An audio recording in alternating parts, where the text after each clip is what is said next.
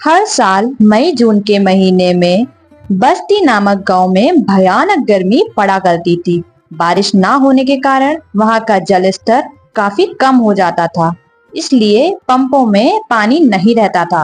अम्मा, नल का पानी फिर से चला गया। बाल्टी में पानी होगा, उससे जाके नहा ले।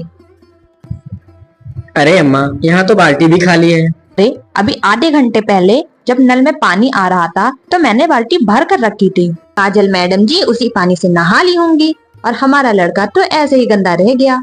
मैंने भी तो कल शाम में पानी भर कर रखा था और तुम्हारा लड़का तो उस पानी से नहा लिया। मैंने तो कुछ नहीं कहा और हमारी लड़की ने नहा लिया तो बहुत बड़ी आफत आ गई है। जैसे अपनी महारानी लड़की जी से कहो नल से खुद पानी निकाल कर रखा करे नहाने के लिए, वरना लगाऊंगी 2-4 थप्पड़, आ जाएगी अकल ठिकाने।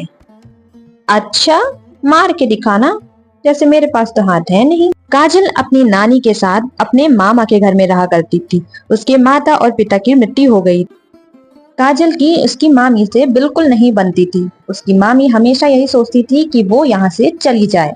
काजल के माता पिता के मृत्यु के बाद उसकी मामी उसे अपने घर में साथ नहीं रखना चाहती थी, मगर उसकी नानी उसको वहाँ रखना चाहती थी। रात को जब काजल के मामा घर लौटते हैं तब उर्मिला सारी बातें अपने पति को बताती है। आज तो आपकी भांजी मुझसे लड़ने को तैयार हो गई थी।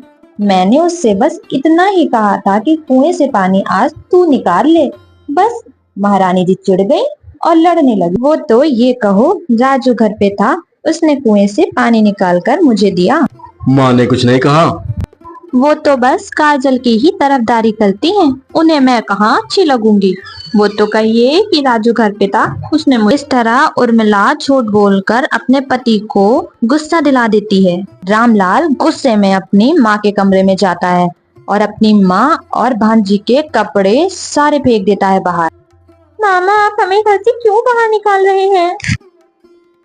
तुम लोग यहाँ से बाहर निकलो और जहाँ जाना है वहाँ जाओ। काजल और उसकी नानी सरपंच जी के पास अपने बेटे रामलाल की शिकायत करने पहुंच जाती हैं, लेकिन वे वहां जाते ही देखती हैं कि सरपंच जी को उसकी बहू ने पहले से ही रिश्वत देके अपने पक्ष में करवा लिया है। रामलाल और उर्मिला और उनका बेटा उन्हें धक्के मारकर घर से बाहर निकाल देते हैं। नानी, अब हम कहाँ जाएंगे? काजल बेटा, मैं तेरी मौसी यानी कि अपनी छोटी बेटी के घर चलते हैं। वो हमें जरूर मदद करेगी, हमें ऐसी हालत में देखेगी तो जरूर हमारा सहारा बनेगी। भरी दोपहरी में काजल की नानी धूप में चलते चलते गर्मी के कारण बेहोश हो जाती है। काजल इधर उधर पानी खोजने के लिए चली जाती है, लेकिन उसे कहीं भी पानी नहीं मिलता। आसपास सब का सब सूखा ही पड़ा था। वह कोशिश करती है कि उसे शायद ही कहीं पानी मिल जाए, लेकिन नहीं, उसे पानी तो कहीं दूर दूर तक नजर ही नहीं आ रहा था। लेकिन उसने हार नहीं मानी। वह और आगे बढ़ती चली गई जब तक उसे पानी का कोई स्रोत न दिखे। वह आगे गई तब उसने देखा, उसे एक कुआं दिखा। वह जल्दी से कुएं के पास पहुंच गई और जब कुएं में उसने झांक कर देखा तो उसमें तो पानी ही नहीं था, वह कुआं सूखा था। हार मानकर काजल अपनी नानी के पास आकर खड़ी हो गई। वह इंतजार में थी कि कोई राहगीर उसकी मदद करे। तभी एक लड़का वहां से गुजर रहा था। उसने जल्दी से जाकर उससे पूछा, सुनो, मेरी माँ को अस्पताल पहुंचा दो और बदले में तुम मुझसे ढेर सारा सोना ले लेना। देर बाद वो नौजवान काजल और उसकी नानी को हॉस्पिटल पर छोड़ ही देता है। अस्पताल में काजल की नानी का कुछ दिनों तक इलाज चलता रहता है और उसकी नानी ठीक हो जाती है। नानी जी, अब हमें मौसी के घर जाकर उन पर बोझ बनने की जरूरत नहीं है। हमारे पास एक जादुई कुआं है जिससे हीरे निकलते हैं। हम उन हीरों को बेचकर अपना गुजारा कर लिया करेंगे।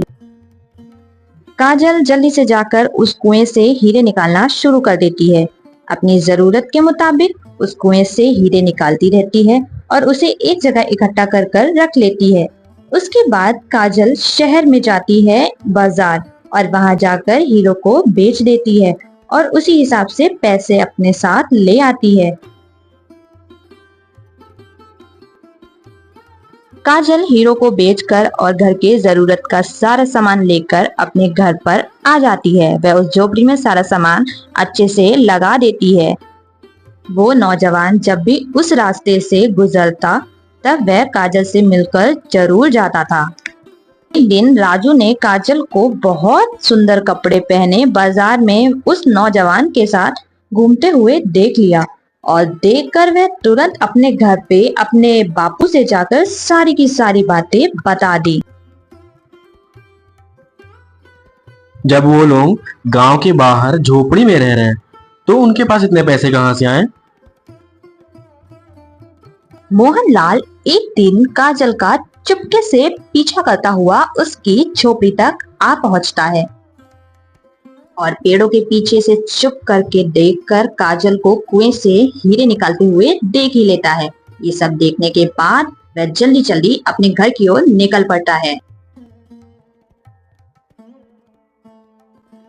अरे ये बैलगाड़ी से आप कहाँ जा रहे हैं? जरा मुझे तो बता दीजिए।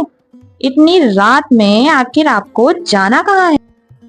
काजल की झोपड़ी के पास एक कुआं है जिसमें से हीरे निकलते हैं। आज रात हम बैलगाड़ी तैयार करके वहां जाएंगे और वहां से उस कुएं का सारा हीरा ले आएंगे। रात में रामलाल और उसकी पत्नी और बेटा काजल की झोपड़ी के पास चले जाते हैं। जब वो तीनों वहां पहुंचते हैं तब उन दोनों को सोता हुआ पाकर जल्दी जल्दी कुएं में खुदाई करना शुरू कर देते हैं। कुएं में पड़ा हुआ सारा का सारा हीरा निकाल लेते हैं और जल्दी जल्दी अपने बग्गी में लेते हैं। तुम और कुछ लाई हो हीरे भरने के लिए? अरे अब बस करिए, इतने हीरो का क्या करेंगे आप? इतने बहुत हैं, वैसे भी इतने भरने में तो आफत आ गई है। बस अब घर चलिए। रामलाल का परिवार बैलगाड़ी पर हीरो का भार रखकर अपने घर की ओर निकल पड़ता है।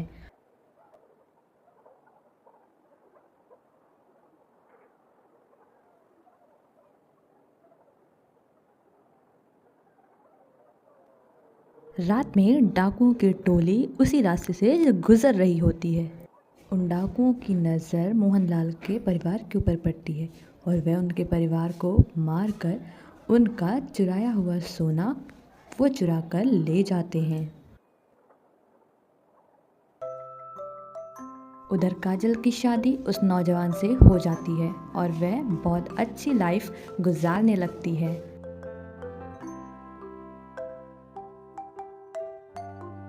किसी ने सच ही कहा है, बुरे कर्मों का फल बुरा ही होता है।